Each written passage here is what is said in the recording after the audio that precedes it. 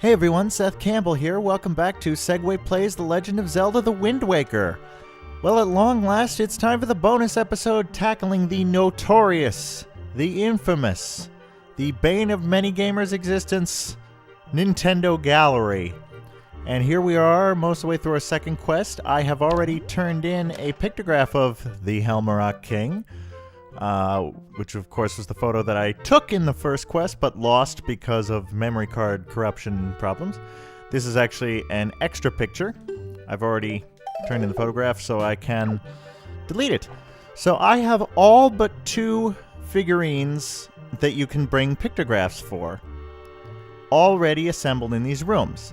And the last 2 I want to show because there's special dialogue upon turning in the pictographs to Karlov. And it so happens that those 2 people are the 2 idiots standing right behind me. First, there's this guy, Manny, who to me will always and forever be known as Dorky because that is what my friend Chris, who first showed me this game, called him. So, turn this in. Are you saying my fans want this figurine? Wow, that golden, freshly brushed hair, that stylish yet unassuming bod. Why, this is a mighty handsome man.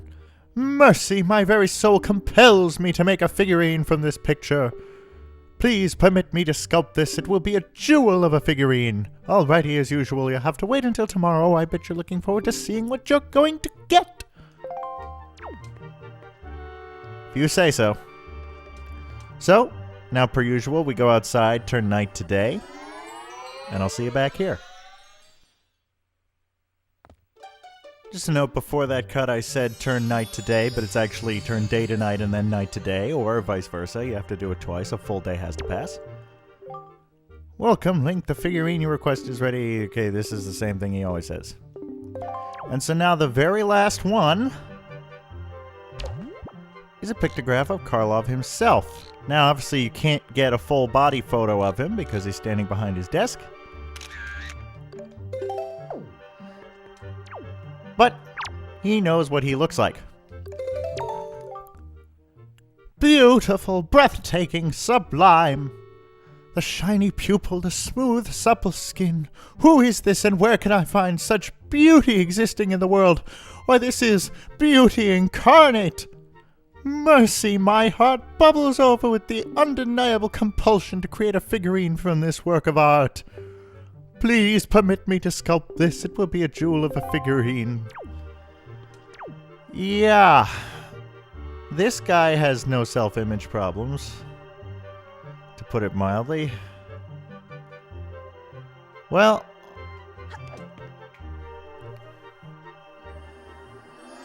you know what, actually, because this is the very last figurine,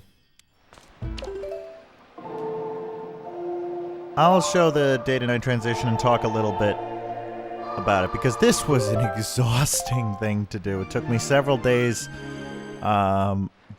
just devoted to the figurines at the end of the first quest, because you can only do them 3 at a time. For every single one of them, you have to do this day-to-night today. And I got lucky in that almost all of the pictographs I took were deemed correctly taken. I've got my issues with the HD remaster. I've got a lot of things I love about it, a lot of things I hate about it, and I wish they hadn't changed or wish they had changed or whatever. But the way they revamped the Pictobox to give you 12 slots at a time, I believe, and I'll double check this, I believe you can submit multiple pictographs for sculpting at once. It'll automatically tell you if the pictograph is good enough or not when you take it. Those changes are a godsend, because this is exhausting. I'm a collector. I like completing collections and completing tasks and being generally thorough. So, you know, I have the patience, if you can call it that, to trudge through this entire thing. But I can understand people who don't.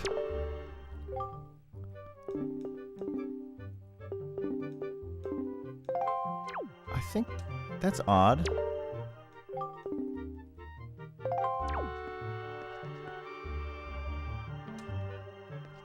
I expected something to happen, and it didn't happen.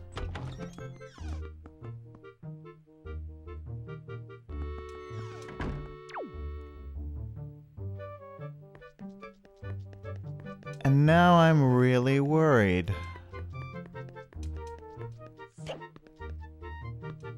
I have an idea.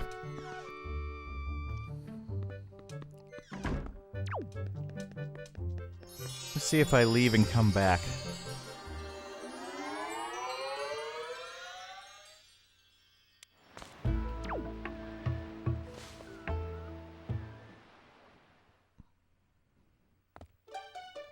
Ah, yes, here it is. Karlov. He's gone.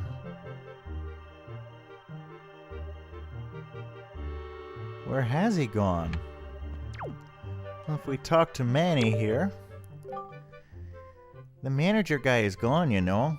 Yeah, he left one last figurine and took off somewhere. I have no idea where. Leave your figurines in the vast ocean room up on the other side of that wall. I have made every last figurine this world could possibly desire from me.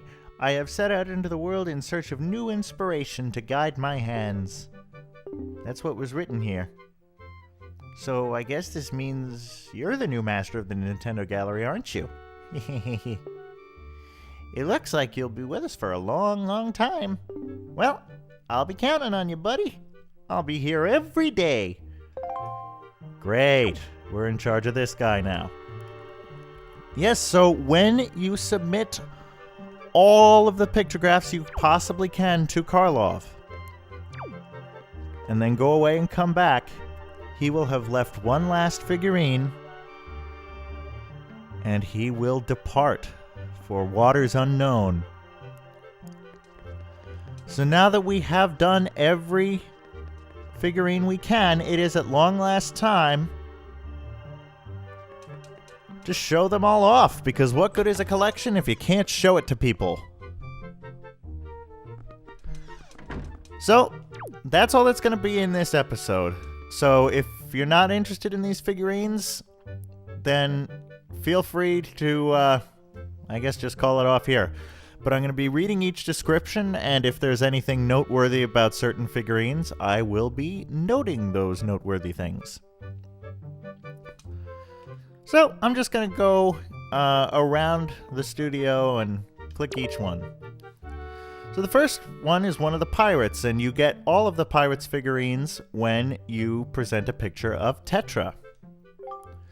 Mako, personality at first glance quiet, least favorite thing, having his glasses touched by strangers. Mako is called the brains of the ship and the king of invention. He may look like a weakling, but his glasses give him keen eyesight and he's unstoppable when mad. Not many know this, but he keeps a knife hidden in that thick book of his. Nico, personality merry, least favorite thing, Gonzo's underwear. Nico is the bottom rung on the pirate ladder, so he's responsible for all of the odd jobs on the ship. He's quite childish and rarely thinks of the consequences of his actions. Even so, he shows signs of having what it takes to move up the pirate ladder. Zuko, personality taciturn, talent spying. Zuko is in charge of keeping watch. His sharp eyes can read signs a mile off, but no one really understands what he says, so they only rarely know what he's seen. I will say this was the first time in my life when I played this game as a kid that I heard the word taciturn, so whenever I hear it, I think of Zuko. Nudge, personality, who knows, talent sewing. Oh, I guess maybe he's the one who made Ariel's dress. I talked about that in the other bonus episode. Nudge seemed to understand Tetra best of all the pirates and often counsels her in her decision-making. He's actually stronger than Gonzo. Senza, personality, mild-mannered, talent, talking, maybe? Senza is in charge of keeping the pirate ship in order. He's a mild-mannered speaker, but his persuasive skills are said to be unmatched. I would think there would be persuasion skills, but... Gonzo, personality short-tempered. Favorite thing, Miss Tetra. Leader of Tetra's family of pirates, Gonzo seems to be quite strong, but he cries at the drop of a hat. Doesn't surprise me. Tetra, personality elusive. Tetra seems bossy and strong-willed, but she's actually quite kind. Orphaned at a young age, Tetra followed in her mother's footsteps, becoming a pirate and watching after her mother's gang of lovable swabbies. Tetra and her crew are in search of a legendary treasure hidden beneath the waves of the Great Sea. Fishman! This one's a little bit hard to get because you have to get a picture from afar when he's jumping up and down. Birthplace, the Great Sea. Personality, honorable, dutiful, and surly. Apparently, these fish were aided long ago by the King of Red Lions, which is why they're now willing to offer Link valuable information. Unfortunately, much of their information is off the mark. For many long years, they have suffered from stiff necks, but none of them know how to cure it. Yeah, Triumph forks my foot. King of Hyrule. This, incidentally, is one of the legendary pictographs you get from Lenzo. The King of Hyrule was unable to protect his kingdom from evil and left its fate up to the gods. The King of Red Lions is merely his disguise. His full name is one that is truly fit for royalty. Daphnis Nohanson Hyrule. Ideally, I would have saved this one for last, I guess, but I'm just going by whichever one is there. This is the final figurine that Karlov made before leaving. And you can guess this because, you can't turn in a picture of Link.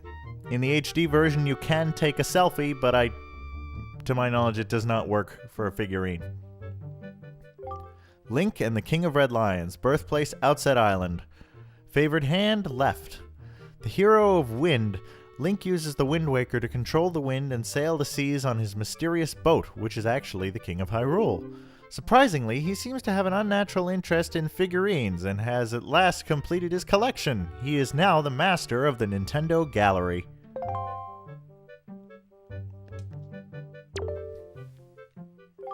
Princess Zelda. Incidentally, you get this figurine when you turn in the pictograph of the King of Hyrule. Exactly how Karlov knows how to sculpt Zelda from the legendary pictograph of the king, I have no idea. Princess Zelda is the legitimate heir to the Hyrulean royal family. She is actually the pirate, Tetra. Not much of a description there. Salvage Corps. Birthplace, Angular Isles. Talent, searching for sunken treasure. These young men have found friendship through their common interest in searching for sunken treasure. Soon afterward, they formed the Salvage Corps. With their first haul of treasure, all they could afford to buy was their diving suits. Now they dream of finding that one huge haul that makes them all rich. They are currently searching for the legendary treasure sunken beneath the sea.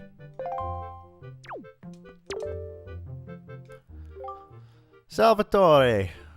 Birthplace, Windfall Island. Talent, drawing pictures. Long ago, Salvatore hoped to be a famous painter, but that dream didn't last long. He eventually returned to his hometown and came up with his current business plan. It's been a huge success, allowing him to purchase his own island, where he has opened up his second store in what he hopes will become a huge chain. He's now busy trying to think up that one idea that will spark his next big endeavor.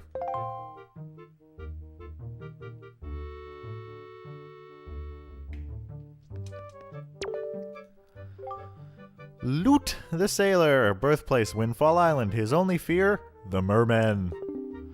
Loot spends his days working far from home at the boating course. He takes his earnings straight to the cafe bar on Windfall to enjoy a relaxing beverage.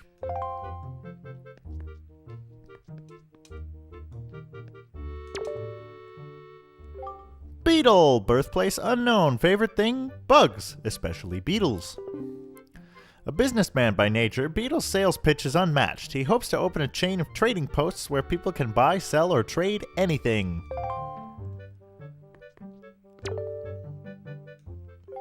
Tingle. Birthplace, unknown. Favorite things? Fairies and deciphering maps. It's been several years since Tingle first became enchanted with deciphering maps in the hopes that it would help him find fairies, and he's lost many things during that time. He's raising funds to begin his search for fairies, hoping to embark sometime in his 30s, while the lust for life is still upon him. At the age of 35, the pressure's on.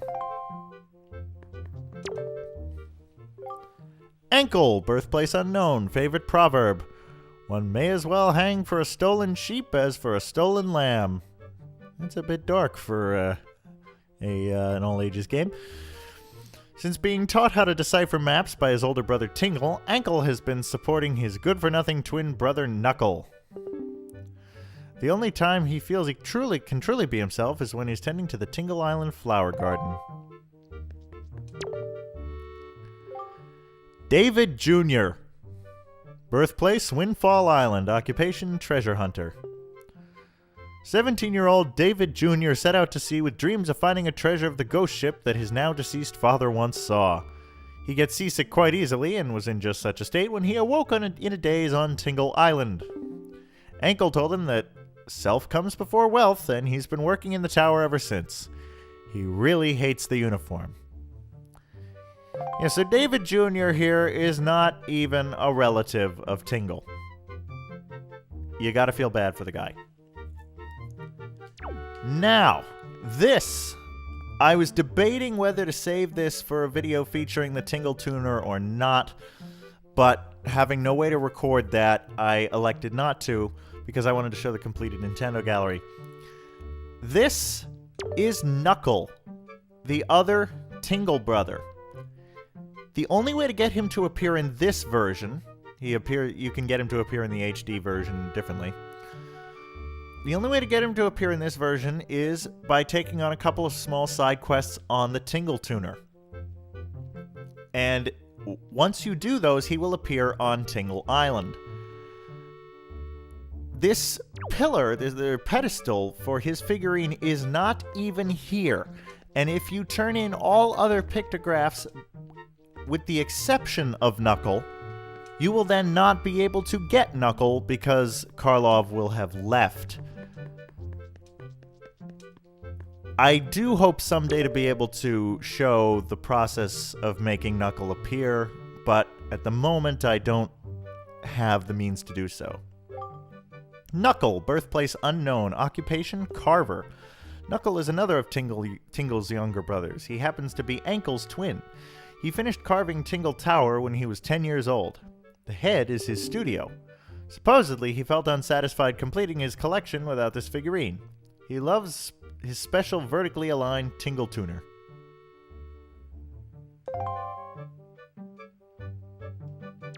So that's the story behind Knuckle. Fairy, birthplace unknown. First impression? Good. Fairies are the most reliable of creatures. When their master's life energy has been depleted, they immediately come to his or her aid. They can be carried in bottles.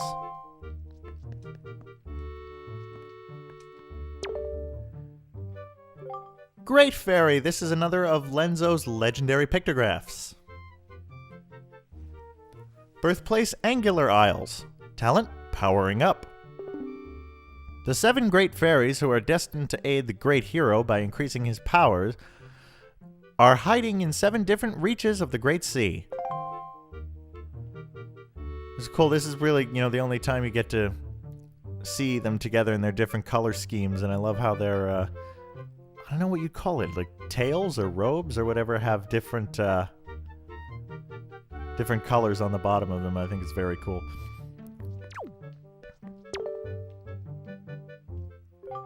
Queen of Fairies, yet another of Lenzo's legendary pictographs. Birthplace, Fairy Island. Talent, empowering arrows with fire and ice. She appears to be but a child, but she is much greater and more powerful than the great fairies. She will grant Link the power to add fire and ice to his arrows. And she also creeps on him a little bit. And she has that doll of a regular great fairy, which again is also kind of creepy. Traveling merchants, birthplace unknown. Favorite food, rocks. These businessmen are traveling the world in search of curios and oddities, each with the hope of someday opening his own shop.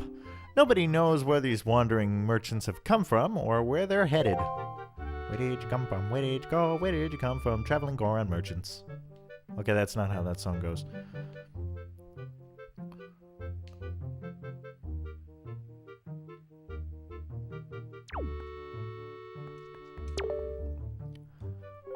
Old Man Ho-Ho, birthplace unknown, favorite thing, telescopes. Old Man Ho-Ho found his first telescope after retiring from his job and has been traveling in search of new sights ever since. A new discovery always awaits at the far end of his telescope. That kind of implies that they're all the same guy. I thought they were different guys. They were the Old Man Ho-Hos. Oh, by the way, one last thing before we leave this room. Someone watching this, set me straight on this, please, because I have always thought that these things you see here above Zelda's ears are horns. Like that for some reason, Hyrulean princesses or whatever have horns on the side of their head. My sister thinks I'm nuts. She says they're definitely part of some headdress of some kind. But I say she's got the headdress gem thing on her forehead there, and it does not look to be attached to that. It looks to be just horns coming out from under her hair. So if anyone knows, like, the actual, like, official designation of what the hell those things are, could you let us know? Because we've been debating this for years. Let's see, what do these things say? Oh, these are just the instructions on how to look at the figurines. Okay, so that was the Great Sea Room. Now we have the Windfall Island Room. I'm not doing these in story order, I'm just going counterclockwise around the gallery. Minenko, birthplace Windfall Island, favorite thing, pictographs. This former beauty became famous after being dubbed Miss Windfall Island about 40 years ago. There isn't a younger woman who could take that title away.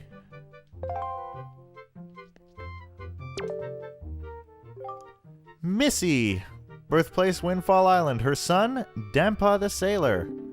She's just an ordinary elderly woman. Kind of mailing in the descriptions here, Karlov. Yeah, I don't know if... Well, we saw her in the auction. You can actually, during the day, to get her pictograph, she's on this little sort of ramp behind Zunari's store that I think we've seen in passing, but I've never really stopped to show her. And I believe this guy was our first figurine that we got here. Garrickson. Birthplace Windfall Island. Personality, passionate. He is constantly thinking of someone on a faraway island. He's apparently a very passionate man, and he has a very hip sense of fashion. And no idea how to take a hint, evidently.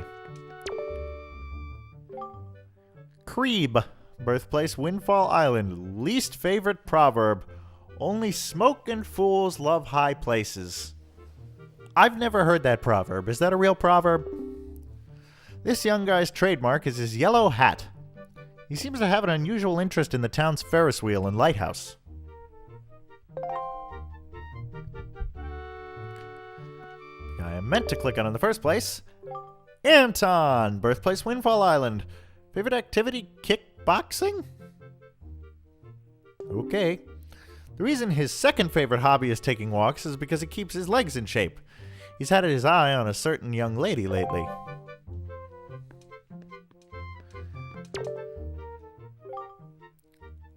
Pompey and Vera.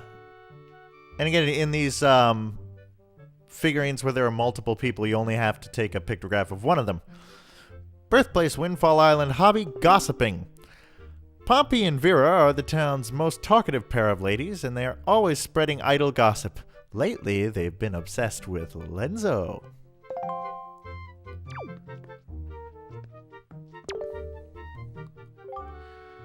The shop guru Zunari, birthplace a cold island. Pet phrase, dear me. Even on the hottest days of summer, Zunari can be found in his shop wearing the beloved hood that his mother made for him. He keeps a great treasure in his safe there.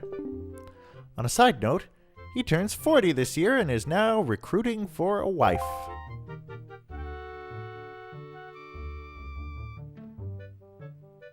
Good luck, buddy. The pictographer, Lenzo, birthplace unknown, personality hard to grasp. Lenzo is a famed pictographer known to all. His mysterious personality is quite popular with the ladies in town.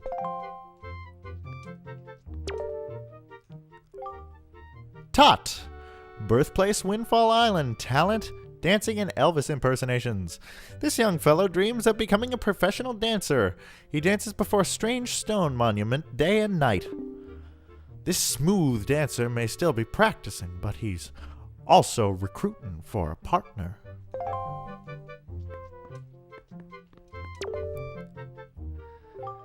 Windfall's gang of boys, the Killer Bees. Birthplace Windfall Island, main objective raising trouble.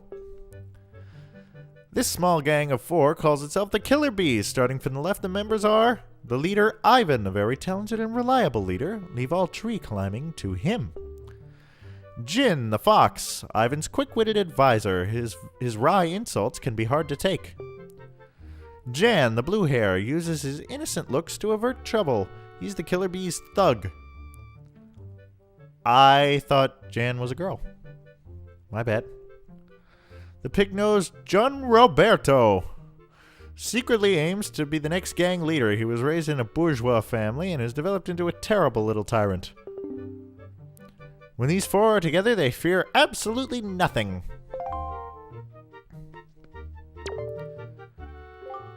The joyful teacher, Mrs. Marie, birthplace Windfall Island. This year's lucky number, 20. This year marks the 20th year this splendid individual has worked as Windfall's school teacher. Her hobby is collecting joy pendants. Her goal in life is to raise unique and creative students. The most unique thing she's ever created is her own hairstyle. And I still think she's running a crime syndicate. Potova and Joanna, birthplace Windfall Island, nicknamed the Little Tipsters. These 2 girls are talented at hitting on island rumors, seemingly without any tips or advice from others. Children can be really frightening sometimes. Mila's father, and with all 4 of the poor to rich and rich to poor figurines, if you turn in a pictograph before their transformation, you will only get their first form, and then their second form will appear as the story progresses. Birthplace Windfall Island, favorite thing, money. His hobby was once collecting expensive vases, but unfortunately they were the kind of vase one wants to break as soon as one catches sight of them. Those who did and were forced to compensate him for this loss were said to regret it afterward. I never know if it's vase or vase, but given the sort of pretentious nature of that guy, I decided to say vase. Mila, birthplace Windfall Island, personality harsh. This poor girl was filthy rich until she got rescued from her prison at the Forsaken Fortress. Now that her family has fallen on hard times, she works for the shop on Windfall Island to help ease their hardship. Guessing it says something different, but if... Well, no, because I don't think you couldn't get her picture before... You can't get the girls' pictures. You can just get the picture of their fathers. Maggie, birthplace Windfall Island. Favorite things? Love and romance. Maggie was dirt poor before being kidnapped and held captive in the Forsaken Fortress. She's quite popular with all the boys, but she prefers wild boys over all others. Lately, she has taken to writing poems and will soon be publishing one entitled, A Woman's Heart is Blue. Cut my blue heart in two.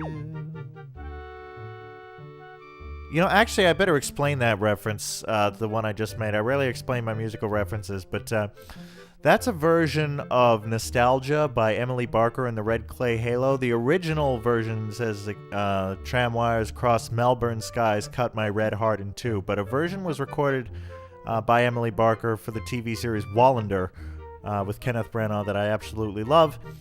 And they changed the words because it takes place in Sweden, not Australia, to cross northern skies, cut my blue heart in two. So that's what I was trying to reference there. And only after I made the reference did I remember that if you look up the song, it won't make any sense because it says red.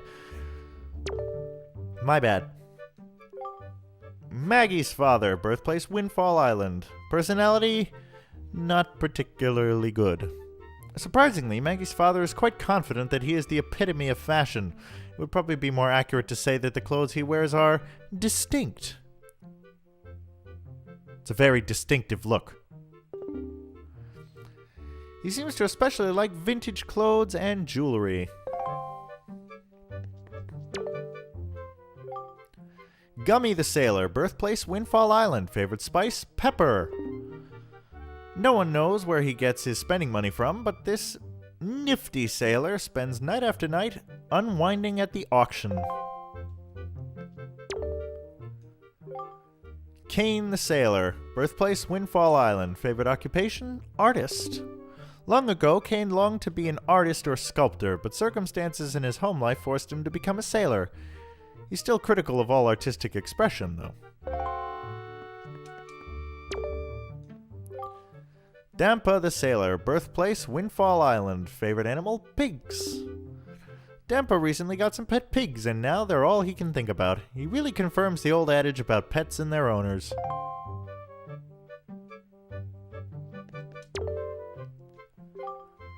Candy the Sailor, birthplace Windfall Island, good at cooking grapes. Okay, if you say so. At first glance, Candy looks a little intimidating, but he's actually extremely kind and quite knowledgeable. He's always happy to share his knowledge, too. He's energetic and sort of a scamp for a 17-year-old. I'm sorry, this guy is 17? Okay. Linda, birthplace Windfall Island, best friend Sue Bell.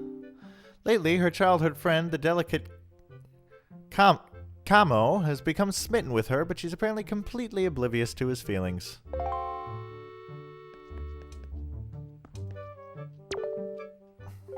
Camo, birthplace Windfall Island, years with no girlfriend, 18.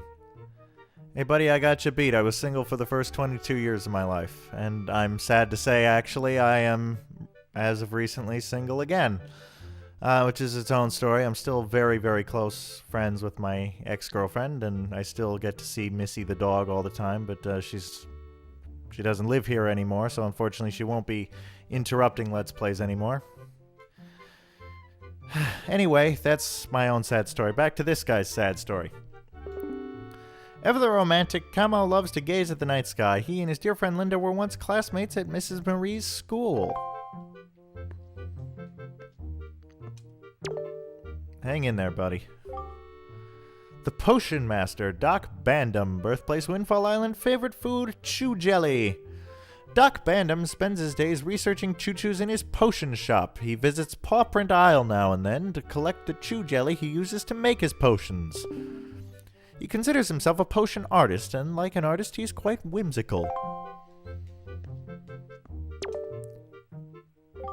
I love this sculpture. Bomb Master Cannon, birthplace Windfall Island. Mood shifts violently. Cannon is the world's only maker of bombs. He considers himself a magician with gunpowder and other explosives. His hairstyle is as unique as his talent. Like I said, I love this sculpture.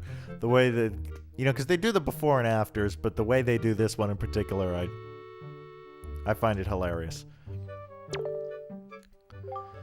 Gossack, birthplace Windfall Island. Personality, not brave.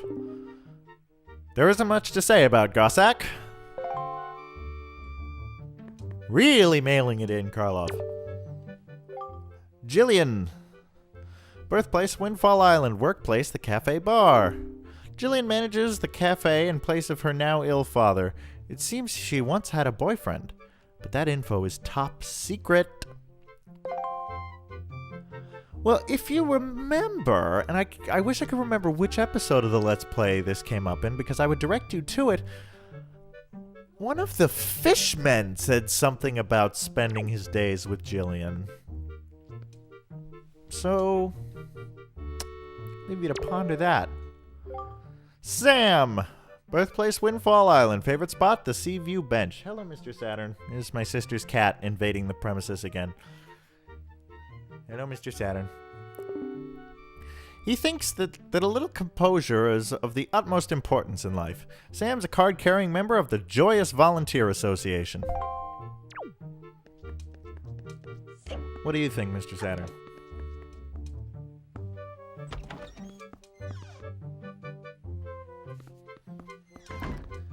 Well, that wraps up the Windfall room. Let's check this room, which is Outset Island.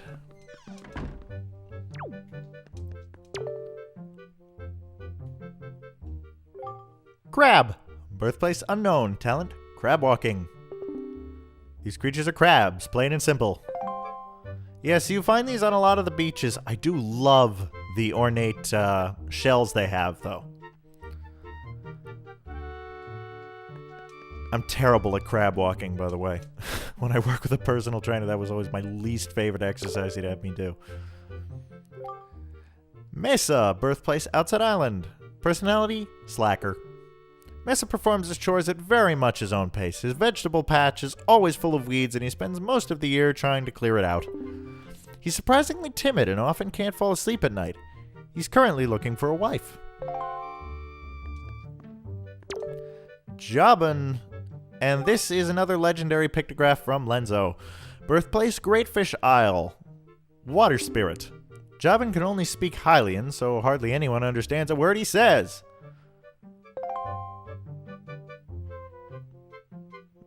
This is the only time we get to see a full body shot of him.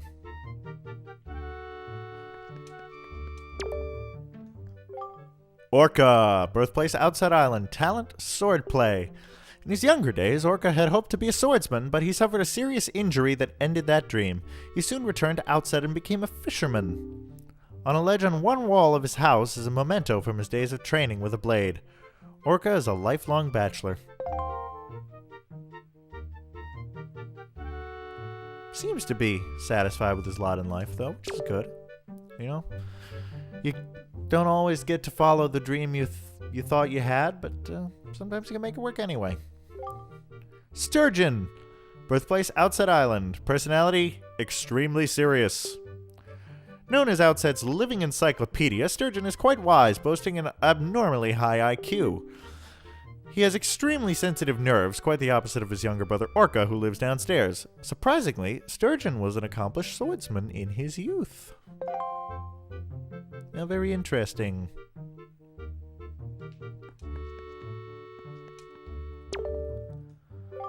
Subel, place of birth, Windfall Island. Personality, serious. Subel was born and raised on Windfall, but she became concerned for the health of her grandfather, Sturgeon, so she decided to move to live with him on Outset Island. Morning, noon, and night, she fills vases, with water and carries them on her head from the well to their house. Strangely enough, she actually enjoys the task.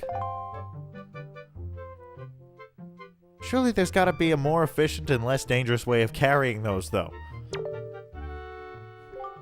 Seagull. Birthplace unknown. Talent, flying. Seagulls soar freely over the great sea. They love hioi pears above all other foods, and eating them simply steals their hearts. And their free will, it would seem. Errol. Now, interestingly, you get Errol's figurine when you turn in the pictograph of Grandma, because it's difficult to get a pictograph of Errol. Birthplace, Outside Island. Personality, kind and true to her family.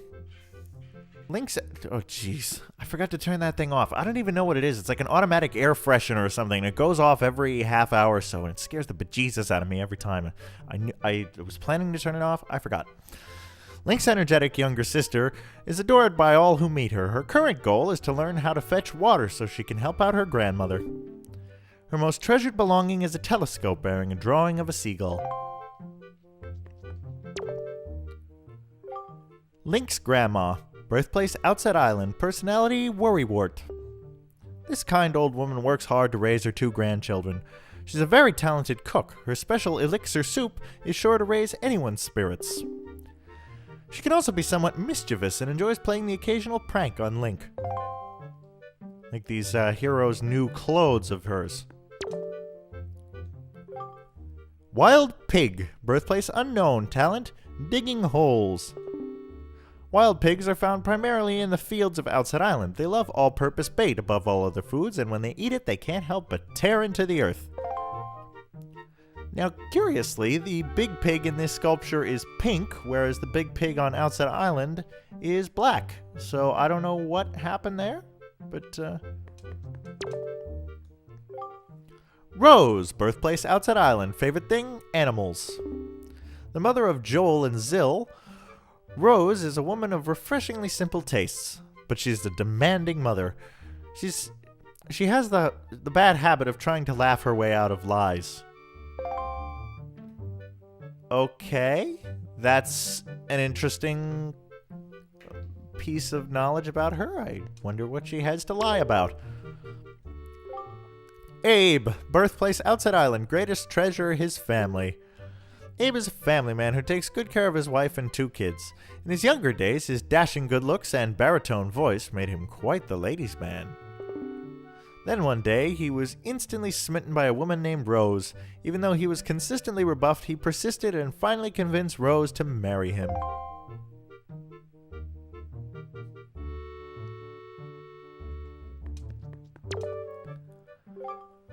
Joel, birthplace Outside Island. Main interest, sticks.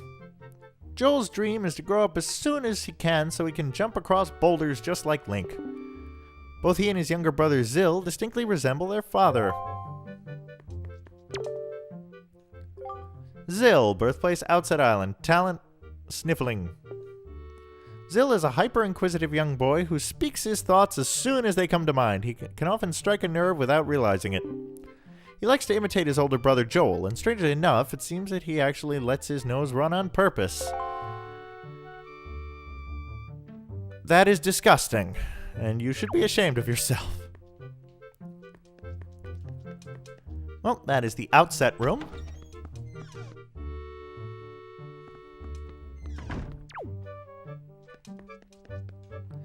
Now to the Forsaken Fortress room, which consists of the bosses and the very big enemies. Darknut. Habitat, Tower of the Gods. Spoils, Knight's Crest.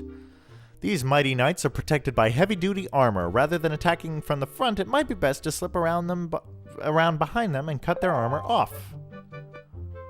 Yeah, we got that. I still say they look like Anubis.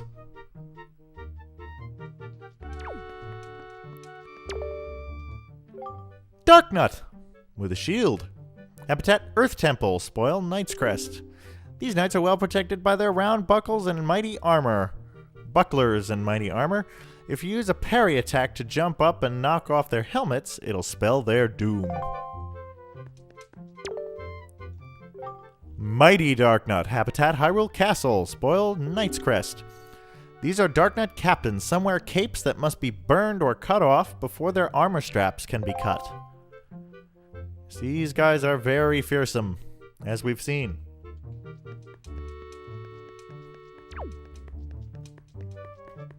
See, I'm going to go around this way.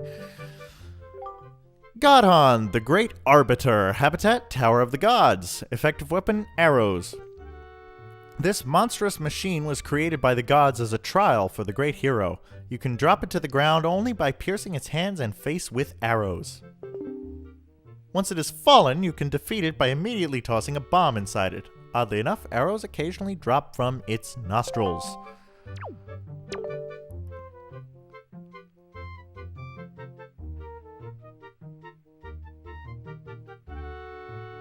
Tell you, Karloff is really good at either making these sculptures float or hiding the wires. Wizrobe, Habitat, Tower of the Gods. Magic, fire, summons. These mighty mages are adept at wielding flame and summoning other creatures to their aid. The only way to defeat them is to try to predict their movements and attack them during the brief moments that they assume physical form. When they're not selling you Fruit Loops.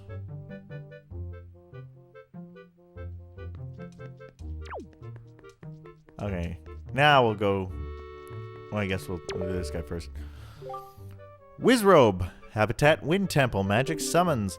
These high-level mages use the magic of summoning to aid them in battle. They are the only wizrobes that can summon other wizrobes, which makes them formidable. So the text there implies that there are more than one of these in the world, but this is the only one we see, is the one in the Wind Temple.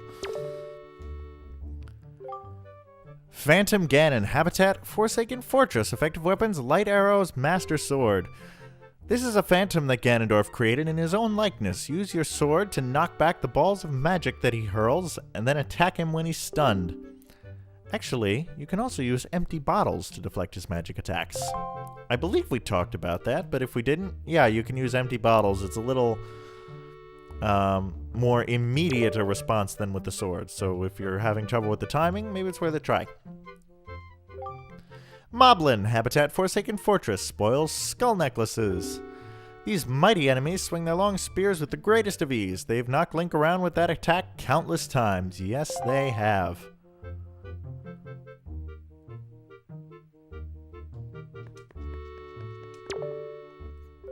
Stalfos, Habitat, Earth Temple. Weakness, its head. These skeleton warriors attack by violently swinging their gigantic maces around. Even if they're shattered to pieces, they'll reform unless their heads are destroyed.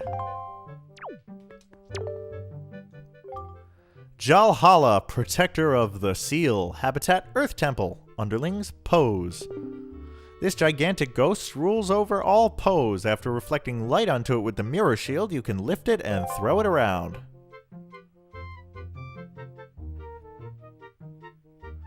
Like the ornateness of his mask. You can really take the time to appreciate the design that went into a lot of these, particularly boss enemies, when you ordinarily wouldn't be able to stop and admire them because you're fighting them. Ganondorf, base of operation, Ganon's castle, effective weapons, light arrows, master sword. The possessor of the Triforce of Power, Ganondorf controls many fell beasts. It is useless for Link to try to face him alone. He must look for an ally who can aid him in battle.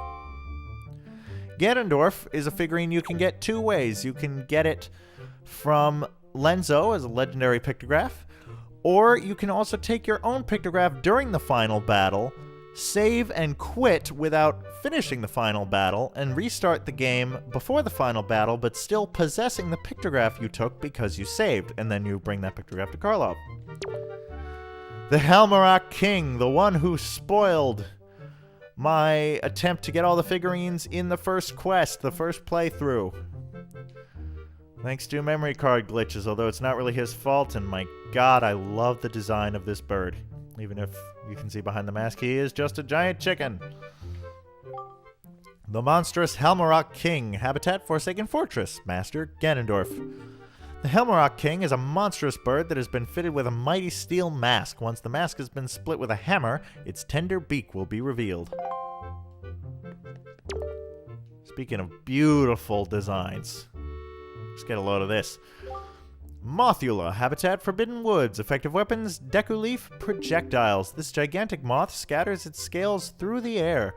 Even using projectiles to clip its wings won't assure safety. It can still run around swiftly and release larvae. I actually don't know that I ever tried to use the Deku Leaf as a weapon.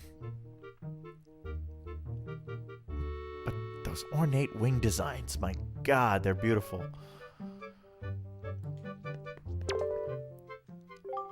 Big Octo, Habitat, Great Sea, effective weapons, projectiles.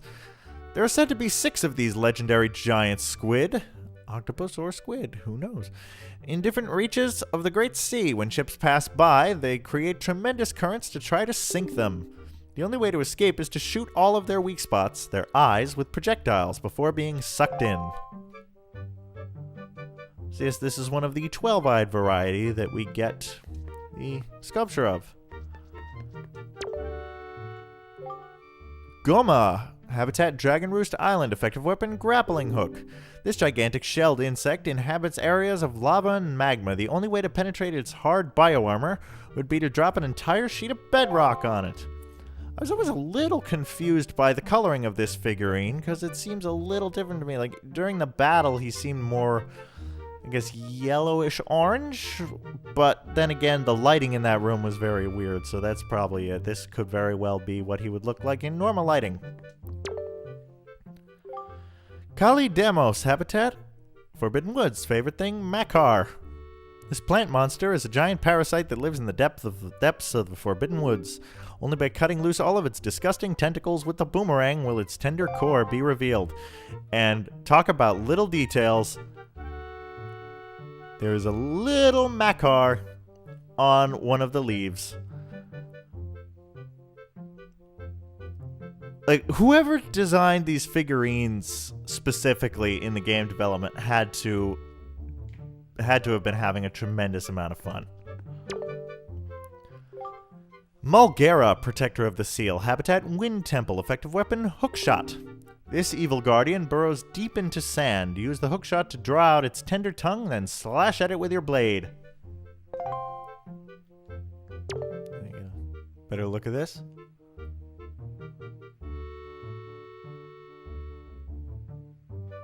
That's weird. I guess you can't really see. In the battle, you see like it has this sort of bright green eye, but I guess you can't really see that. Oh no, there it is.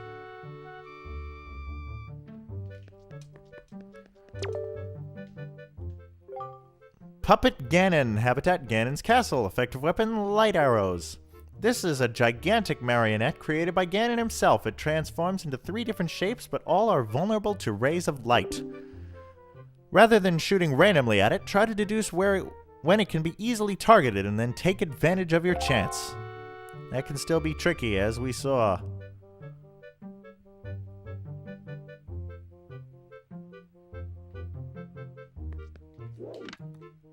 And in this case, the draw distance is a little tricky, but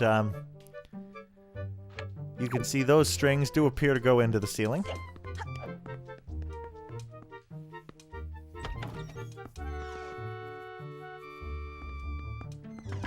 And this completes the Forsaken Fortress room. We've got 4 out of 7. Next is the dungeon room. So this will be the lower level enemies. Magtail. Habitat, Dragon Roost Cavern. Weakness, water. These creatures are covered in a hard exoskeleton that not even the searing heat of lava can penetrate. Their eyes are their only weakness. Magtails can be picked up and carried around when they've rolled into a defensive position.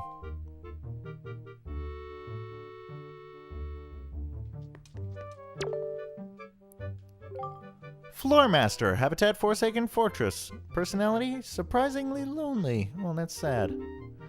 These creatures use their long hands to grab their victims, which they then yank into another room. They occasionally grab nearby vases and throw them. I'm just not being consistent in how I pronounce that. Keese and Fire Keese. Habitat, Dragon Roost Cavern. Least favorite thing, projectiles. These bats fly around dark places and attack anything that moves. They eat anything that moves. Great care should be taken around fire Keeses that appeared during the times of volcanic activity. So is it Keeses? I always thought Keese was the singular and the plural, like fish. But I guess it's not. I guess it's Keeses. Obviously, I read all of these a long time ago, but I don't have them all memorized. Bokoblin. Habitat, Forsaken Fortress. Spoils, joy pendants. These little imps wield sharp machetes and boko sticks when attacking. If they have no weapon, they'll attempt to fight hand to hand.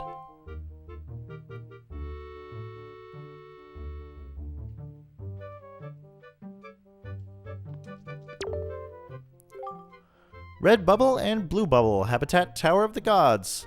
Stronger form, Blue Bubble. The cursed blue flames of the blue bubbles steal the power away from all of your attacks.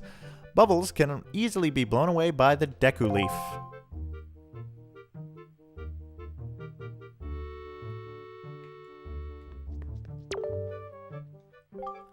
Bokobaba. Habitat, Forbidden Woods. Spoils, Bokobaba seeds. These creatures that mimic Baba Buds attempt to swallow anything that comes near. Defeat them by stunning them with a jump attack and then cutting their stems.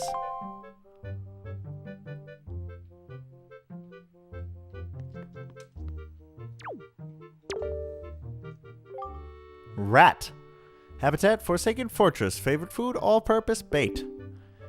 These creatures attack spontaneously and attempt to steal rupees. The ones that carry bombs around are apparently known as bomb chews.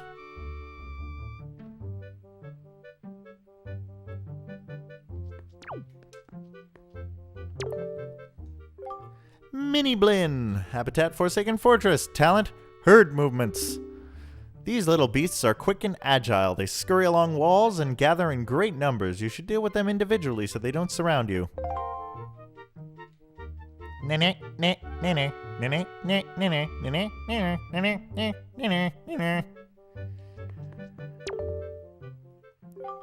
Choo Choo. Habitat, varied. Spoils chew jelly. There are choo-choos in many different colors, all with their own distinct characteristics. In general, they are most susceptible to projectile weapons.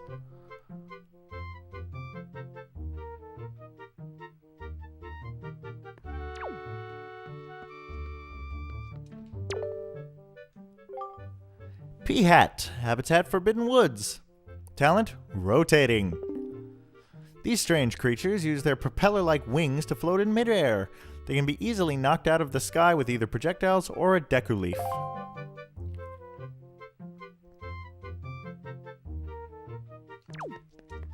Another creature that has evolved greatly over the course of the Zelda series. Kargarok. Habitat, Dragon Roost. Spoils golden feathers. These fierce and dangerous opponents often carry Bokoblins and Moblins into battle. You can use your grappling hook to steal their golden feathers.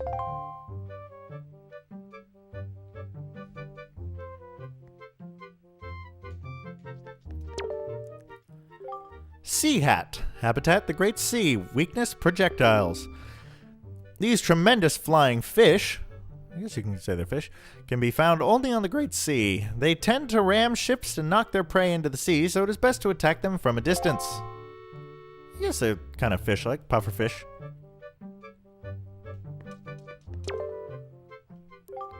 Octorok. Habitat, the Forest Haven Great Sea. Winner of the Perfect Attendance Award. Talk about that in a second. When approached, these creatures tend to hide in the water. They can easily be defeated by reflecting the rocks they shoot with a sword or a shield.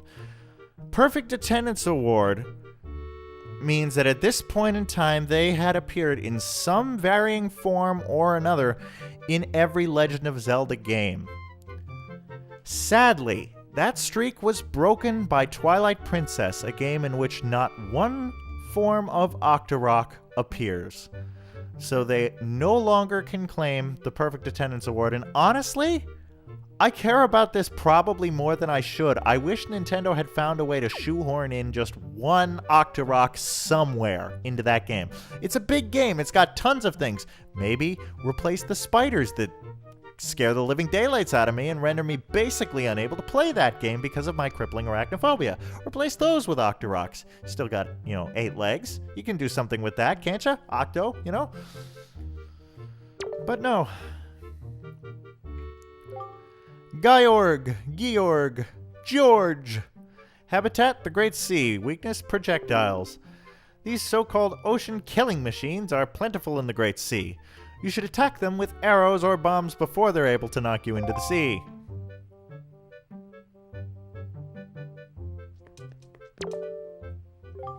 Armos. Habitat, Tower of the Gods. Vulnerability, arrows. These small statues shift into autopilot and attack prey. Shoot them in the eyes with an arrow to silence them, then destroy them by hacking their crystal backs.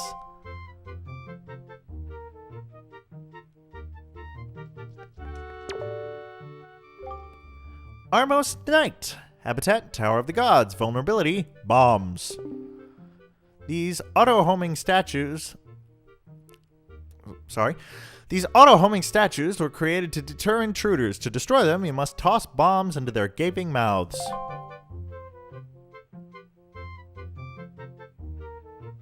I do like how they and the Armos too, they basically have their, elbows bent, their hands on their hips with like a judgmental stare. Morth. Habitat, Forbidden Woods. Least favorite thing, Deku Leaves. These creatures attack in groups and cling to the bodies of their prey. A spin attack is the best way to shake them off. They're light and vulnerable to Deku Leaf blasts.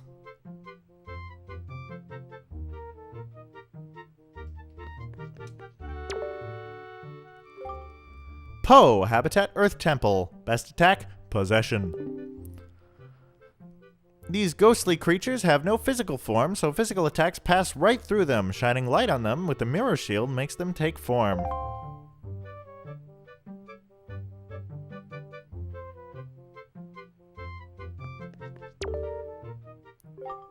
Redead, habitat Earth Temple. Least favorite thing, mirror shield. These undead creatures live only in the darkest depths of the earth. Their icy cold gazes paralyze their victims with fear. Try to attack them from behind.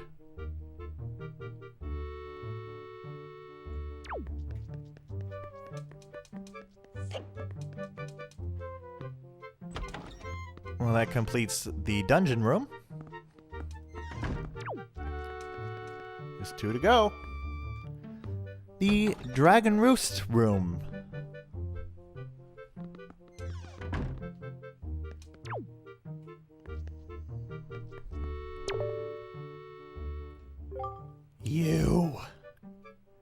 You.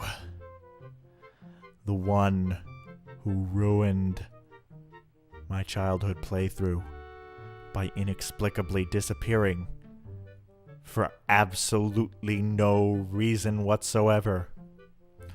Kogoli. I previously called him Kogali, and ordinarily I would correct the pronunciation and apologize to him, but I hate him, so I don't care. Kogoli, birthplace Dragon Roost Island. He always seems to be worrying about the state of the island, but no one has ever seen him working to improve it. And that's it. That is it. That is all he is.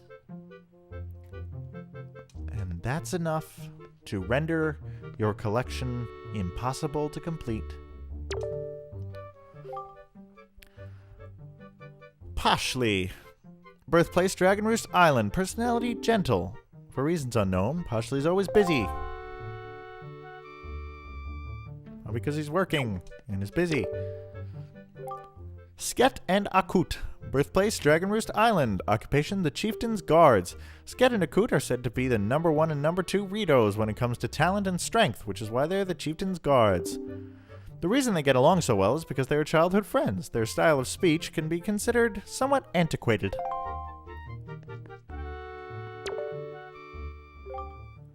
Koboli, birthplace Windfall Island, occupation mail sorter.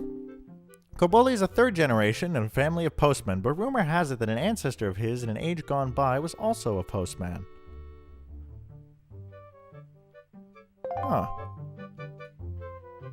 I guess he kind of looks like the postman you see in other games, like Majora's Mask comes to mind, so I guess maybe that's what they're hinting at. Beto, birthplace unknown, personality earnest. Beto is very earnest when it comes down to mastering a job. He often misses his mother and gets homesick, which can be quite hard on him. He wants to be like Link.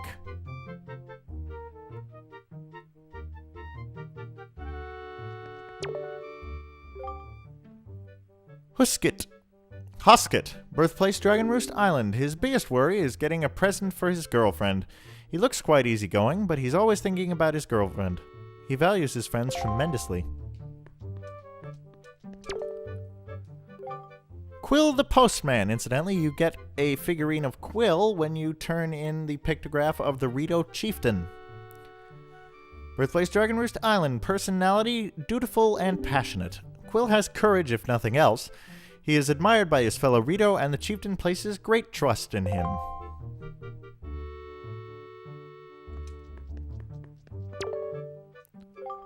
Valu, birthplace Dragon Roost Island. Sky Spirit.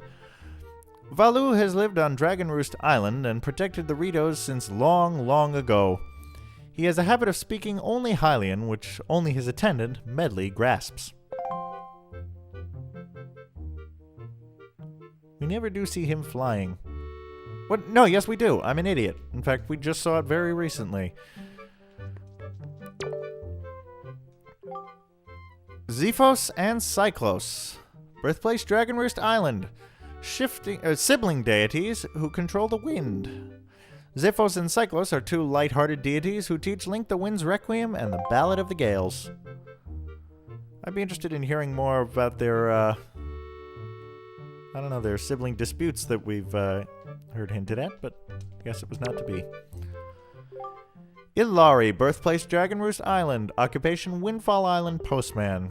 Ilari is quite kind as long as he's composed, but when things don't go well, he quickly grows impatient and can get rough with his speech. He apparently has a hard time remembering people's faces. Yes, we've seen him get into an altercation with Maggie's father. Namali, birthplace Dragon Roost Island, personality worrisome. Namali doesn't really have any distinct characteristics per se. Okay. Basht and Bisht, birthplace Dragon Roost Island, occupation Island Police. Being extremely honest and sincere Ritos, they were chosen to be the island's police force. When you talk to them, they speak frankly about events on the island.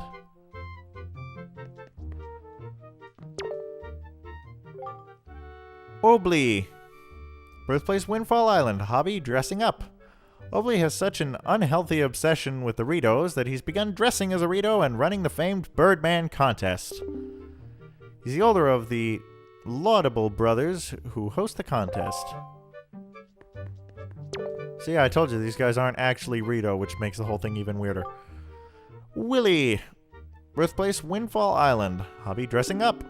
Willie used to be a very average carpenter on Windfall. He so longed to soar the skies that he began dressing as a Rito. He's the younger of a laudable pair of siblings. Yeah, that's kind of weird. Medley, birthplace Dragon Roost Island, personality serious and sincere. Medley is Valu's attendant, and as such, puts incredible effort into everything she does. Even so, there are times when she seems to be spinning her wheels. Her greatest treasure is the harp that she carries on her back.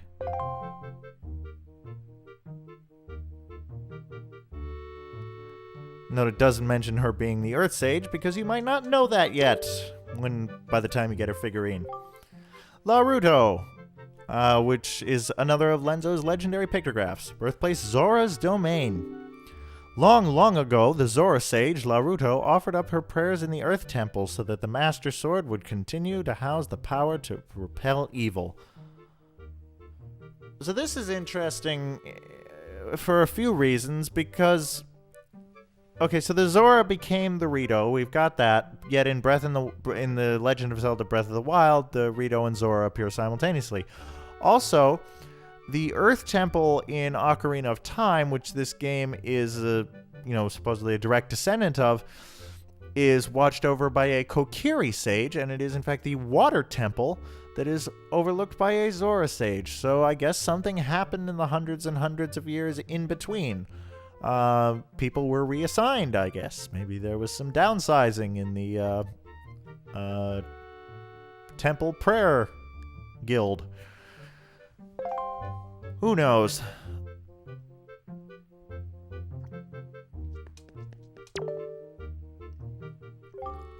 Komali, birthplace Dragon Roost Island, personality Mama's Boy. Komali had very little confidence in himself and thus closed himself off from the world outside his tribe's area. With just a little help from Link, though, he has regained his confidence and has at last begun to show signs of being a confident and mature Rito adult. Well, that's good to hear. Changed the color of his hair, apparently. And the Rito Chieftain. Birthplace Dragon Roost Island, head of the Rito tribe. The chieftain is a very gifted leader who is adored by his people. Due to his position, he must be strict with his relations, but as with any father, he worries about his son. Father, son, locked as one. Second Peter Gabriel reference I've made this episode. And one last room. The Forest Haven room.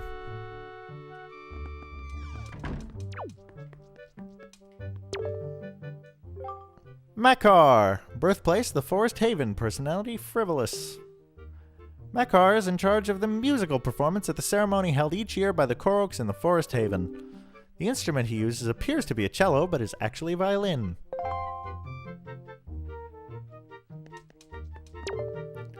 And the last of Lenzo's legendary pictographs. Fado, birthplace Kokiri Forest, personality somewhat saucy. Long, long ago, the Kokiri sage, Fado, offered up his prayers in the Wind Temple so that the Master Sword would continue to house the power to repel evil. Again, you'd think he would have been at the Earth Temple, but something evidently happened in the interim. Now, I love this. Just look at how huge this sculpture is. Deku Tree, birthplace, the Forest Haven. The Deku Tree is both an earth spirit and the guardian of the forest. He has lived for many long years, so his wisdom is vast. However, since his roots run deep into the earth, he cannot move. As a result, he is often afflicted by parasitic enemies. Let's see, how high does this thing go? It does go all the way up, but you can't view it when you're actually viewing the figurine. Olivio, birthplace the Forest Haven, one of the Korok forest spirits.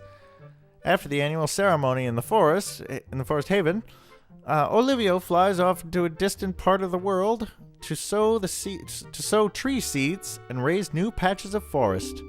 He's responsible for the forest of an island 1 square west and 3 squares north of the Forest Haven.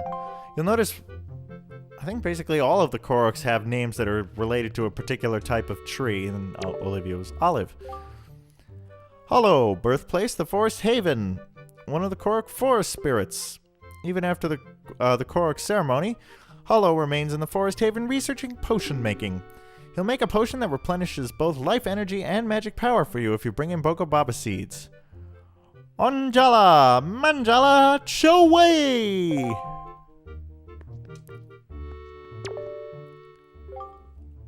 Elma, birthplace, the Forest Haven, one of the Korok forest spirits.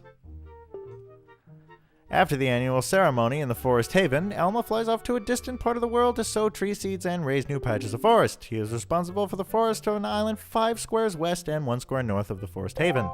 Named after Elm, obviously, but I, as a gamer, think these days of a different Elma when I hear the name. Drona. I don't actually know what type of tree Drona is named after, if there is one.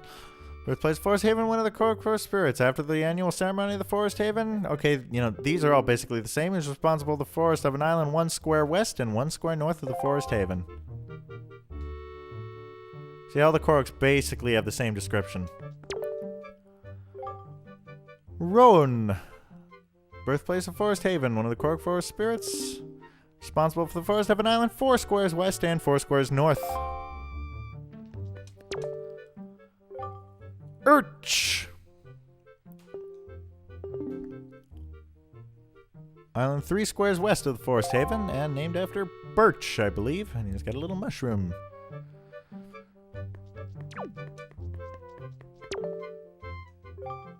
Linder, birthplace, the Forest Haven, one of the Korok forest spirits. He was responsible for the forest of 4 squares west and 2 squares north. Aldo, the Forest Haven, one square east of the Forest Haven. He's close. He's holding some little flowers. Oaken. It was Forest Haven, one of the Korok forest spirits. 4 squares west, 5 squares north. Manny, birthplace Windfall Island. Favorite thing, figurines. He used to always sit at home and rarely go outside, but his passion for the Nintendo Gallery kept him moving, and he finally earned a membership in it. And I think I probably pointed this out when we first met him, but the little stamp on his bag is an Octorok as they appeared in the first Legend of Zelda game. And finally, the talented sculptor who made this all possible, Karlov the Sculptor, birthplace unknown, occupation Nintendo Gallery master. With unmatched talent, he is the world's greatest sculptor. It's said the reason he won't let anyone watch him sculpt is because he does so in his underwear. Lately, his club's been losing membership because he hasn't done anything cool with it, but as long as Link hangs around, everything will be alright. Well, it's probably a good thing that he wouldn't let us see the figurine sculpting process then. But with that, we have collected and shown every figurine that there is to be had in The Legend of Zelda the Wind Waker, and so ends this bonus episode. It's possible that I will return to Wind Waker in the future to discuss the Tingle Tuner if I get a way of recording that. Might do the slider puzzle sometime in its own little bonus video, but as I said, I am not going to be putting other projects on hold for that. So the next time you hear from me, it will be in the next Let's Play, which is already in the making. So thank you for watching The Legend of Zelda the Wind Waker. Hope you've enjoyed, and I'll see you in the next Let's Play.